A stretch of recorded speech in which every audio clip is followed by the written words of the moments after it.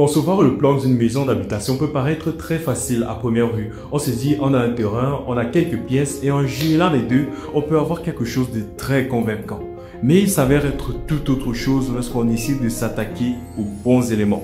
Par exemple, aux besoins des habitants de cette maison, au site sur lequel sera construite la dite maison, le zonage parfait, le confort, l'esthétique et tous les autres éléments que l'on peut tenir en compte lors d'une conception.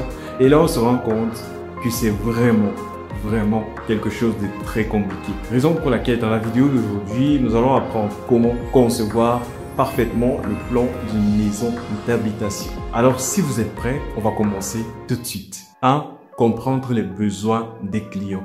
Lorsque l'on conçoit des maisons d'habitation, c'est bien évidemment pour permettre à des personnes d'y habiter. Et très généralement, ces personnes ont des besoins, ont des préférences et c'est très important de tenir en compte tout cela lorsque l'on veut concevoir le plan d'une maison d'habitation. Toujours se poser des questions telles que qui habite, quelle est la personnalité de ces personnes-là, quelles sont les préférences de ces personnes-là. Dites-vous par exemple que vous voulez concevoir la maison d'un footballeur, donc un footballeur professionnel, quelqu'un qui adore le foot.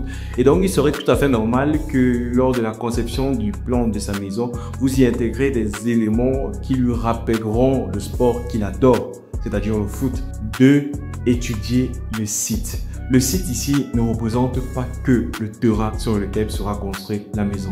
Non seulement on a le terrain, on a également l'ambiance autour, c'est-à-dire le climat, le relief et même les bâtiments autour impacteront sur le style architectural que vous déciderez d'emprunter lors de la conception de ce plan. Étudier le site nous permet également d'étudier l'orientation de notre plan par rapport au nord, au sud, à l'est, à l'ouest. Dans un cadre général, les pièces à vivre telles que les séjours, les salles à manger, les chambres sont des pièces qui doivent être le plus exposées au soleil.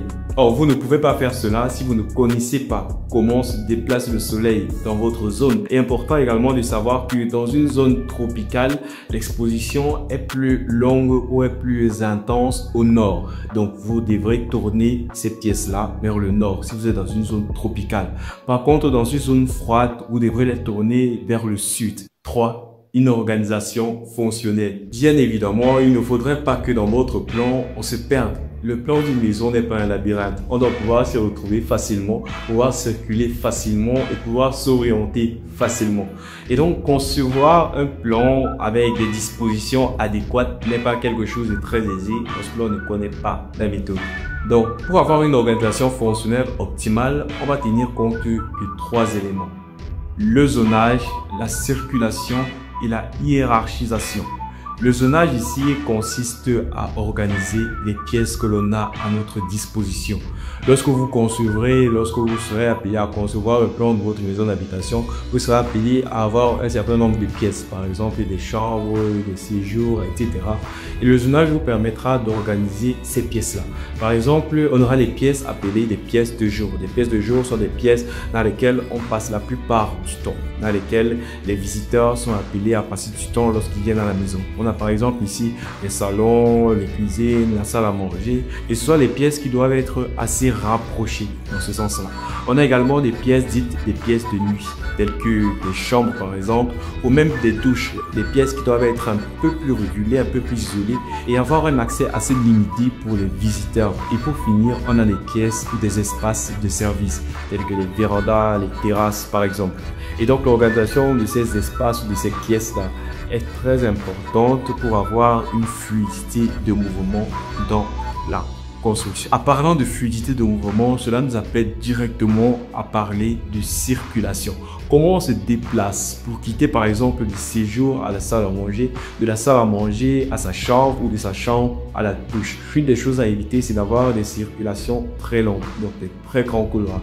Déjà, parce qu'il est très difficile d'aérer ou d'éclairer un couloir naturellement s'il est très long. Donc, je vous conseille vraiment d'éviter les très longs couloirs et de plus se déplacer dans sa maison comme si on était dans un hôpital ou dans une école à longer des couloirs. C'est pas vraiment ce qu'il y a de plus agréable.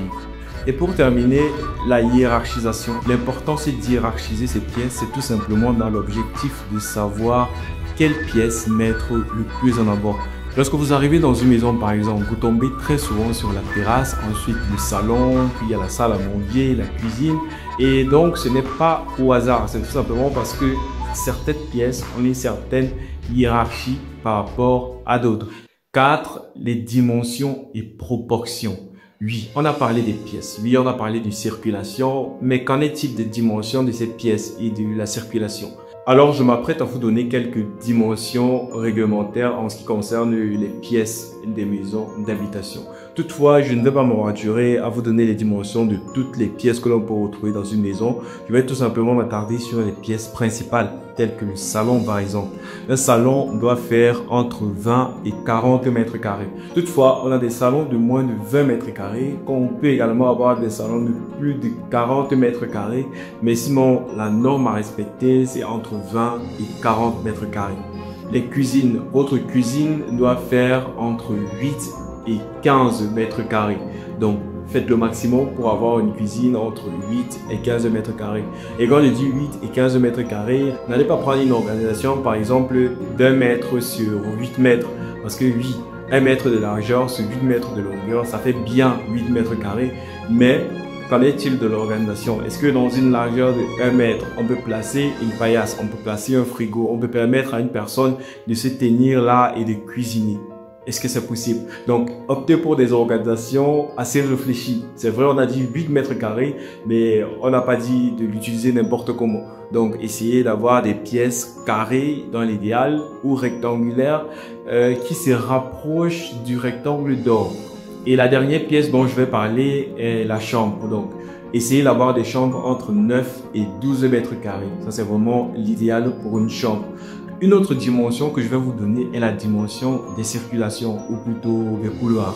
Un couloir ne doit pas faire moins de 90 cm de large. Donc, il y a des couloirs de 90 cm, et des couloirs de 1 mètre, et des couloirs de 1 mètre 20, mais n'ayez pas les couloirs de moins de 90 cm. 5. Le confort. On dit généralement qu'on n'est jamais aussi mieux que chez soi. Donc je sais pas si c'est exactement ça. Bon, bref, une phrase comme ça pour dire qu'on doit toujours se sentir à l'aise chez soi. Mais si on ressort pas, si les habitants de la maison que vous avez conçue ne se sentent pas à l'aise, ça veut dire que techniquement vous avez échoué dans votre conception. Et donc tenir compte du confort est important. Lorsqu'on parle de confort ici, on parle par exemple de la lumière naturelle. Oui, c'est vrai, votre maison sera dotée de lampes, d'ampoules, de réglettes qui marcheront avec l'électricité, mais il est toujours important de tenir compte de la lumière naturelle, non seulement parce que ça permet une économie d'énergie, et aussi parce qu'il n'est pas évident d'allumer de manière permanente en journée. Surtout dans des pays africains où les coupures d'électricité sont très récurrentes. Et donc, comment tenir compte de la lumière naturelle? Je vous ai parlé tout à l'heure des salles de jour, des pièces de jour, des espaces de jour. Ces espaces doivent être les espaces les plus éclairés, à savoir les salons, la cuisine, les salles à manger. Et donc, prévoyez pour ces espaces, pour ces pièces, des grandes ouvertures, oui, et orientées du côté, comme on l'a dit, que ce soit du nord pour les espaces tropicaux ou au sud pour les espaces froids. Dans le confort, on peut également avoir la ventilation. Et comment ventiler une pièce naturellement? Bon, c'est assez simple. Ce que vous allez faire, c'est qu'après avoir obtenu votre pièce, disons votre séjour ou votre salle à manger, vous allez prévoir 2 ouvertures de manière opposée, 2 ouvertures qui se regardent. Donc, si vous prévoyez une ouverture sur ce mur, prévoyez également une autre sur ce mur. Ce qui va permettre, lorsque le vent entrera dans cette ouverture, de circuler et de sortir dans l'autre. Et donc, ce déplacement de vent dans votre maison va vous permettre d'avoir une ambiance atmosphérique très agréable. 6. Une conception esthétique.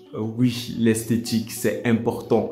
Comment on voit votre bâtiment de l'extérieur? Toujours penser au volet 3 dimensions. Jouez avec les formes et les volumes pour vous permettre d'avoir un aspect assez esthétique, assez beau. Ou essayez plutôt d'utiliser des textures, des couleurs qui réveillent les émotions pour les personnes qui habiteront dans cette construction. Nous voici au terme de cette vidéo. Je vous remercie d'avoir écouté jusqu'à la fin. Dites-moi en commentaire ce que vous avez pensé de cette vidéo. Et si vous aimeriez avoir d'autres vidéos dans ce genre, n'hésitez pas également de rajouter des éléments à ce que je vous ai dit aujourd'hui. Cela me permettra et aux autres également d'apprendre davantage. Donc, moi c'est Jerry Gabier et je vous dis à la prochaine pour une autre vidéo. Ciao.